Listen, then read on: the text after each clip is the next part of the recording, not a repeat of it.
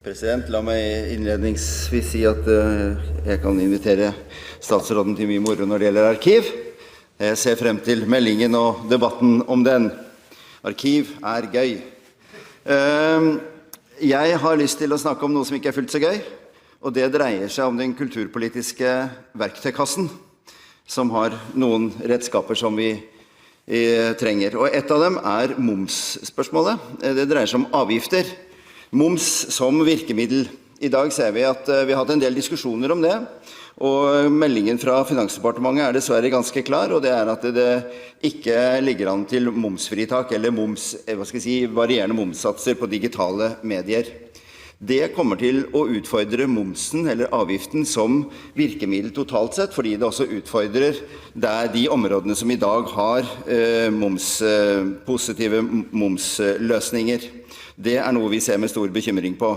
Hvordan ser statsråden på akkurat dette spørsmålet? Vi bruker i dag ca. 1,8 milliarder kroner i støtte til norsk presse. Gjennom momsfritaket, men også gjennom produksjonstilskuddet.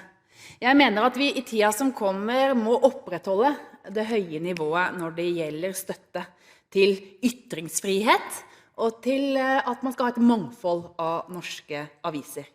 Men om det er momsfritak som er det riktige virkemidlet, det er jeg usikker på. Det kan også være andre virkemidler som er mer hensiktsmessig.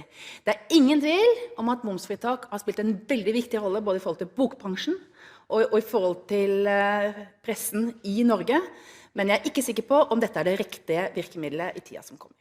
Thommessen til oppfølging.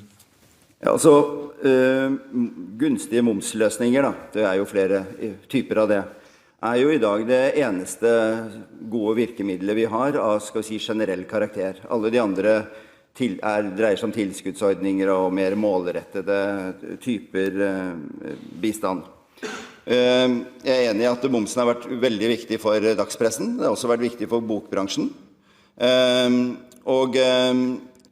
Problemet i overgangen til digital plattform blir jo at de digitale uttrykkene kommer da i et vanskelig konkurranseforhold til de, skal vi kalle det analoge, de på papir. Og det gjør jo at hele dette systemet utfordres på en veldig krevende måte. Man kunne tenke seg jo også at man gikk inn i den digitale som man gjorde det i den analoge i sin tid, at man forsøkte å bygge opp sektorer, bygge opp områder, avgrensbare områder, hvor man også i fremtiden vil kunne bruke momsen som virkemiddel. Og det interesserer meg om Kulturdepartementet sysler med tanker om det, og man vil spille det videre til finans. Ingen spørsmål som vi mer diskuterer når europeiske kulturministre møtes, men det handler jo også om momsgrenser. Fordi at det vil jo være å lage et stort høl i momssystemet, hvis det er slik at for eksempel filmer og musikkfiler som i dag er momsbelagt, men hvis man presenterer det i en avis, så blir det momsfritt. Og da fungerer det ikke etter hensikten. Men det er også andre skattefradragsmodeller som er interessante. Det var blant annet et mediestøtteutvalg som la fram en modell hvor man skulle premiere antall redaksjonelt ansatte for å få opp kvaliteten på stoffet som Slettholm-utvalget la fram, og det er også en måte å bruke skattesystemet på. Så det er helt klart at de støtteordningene som vi skal ha til norsk presse, det ikke bare handle om penger man bevilger over statsbudsjettet, men det kan jo også være skattefradrags- og fritaksordninger.